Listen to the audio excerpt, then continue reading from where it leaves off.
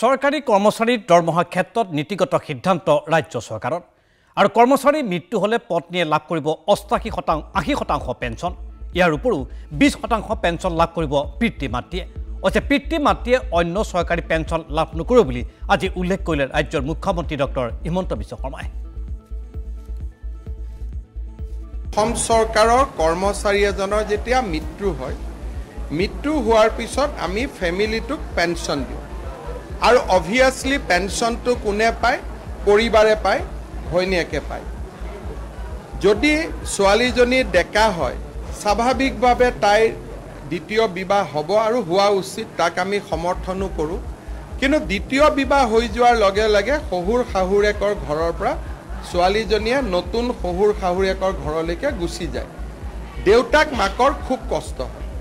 সেইকাৰণে আমি যিমানে এতিয়ালৈকে কম্পেশ্যনেট এপইণ্টমেণ্ট পাই আছে আৰু যিসকলে ভৱিষ্যতে পাব, তাত আমি এটা নিয়ম কৰিব খুজিছোঁ যে 80% পৰিবাৰগৰাকীয়ে পাব, ৱাইফে পাব, আৰু 20% বৃদ্ধ দেউতাক মাকে পাব। তাত দুটা কণ্ডিশ্যন থাকিব। দেউতাক মাকে বেলেগ পেঞ্চন পাব নালাগিব আৰু দেউতাক মাকৰ বেলেগ চৰকাৰী চাকৰি থকা সন্তান থাকিব নালাগিব। এই দুইটা কথা হ'লে আমি সেই দেউতাক মাকক আমি 20% আমি পেঞ্চন দিম। তাৰ এটা আমাৰ নীতিগত সিদ্ধান্ত হৈছে, কিন্তু ইয়াৰ বাবে একাউণ্টেণ্ট জেনেৰেল, AG গোটেই ছিষ্টেমটো বদলাব লাগিব।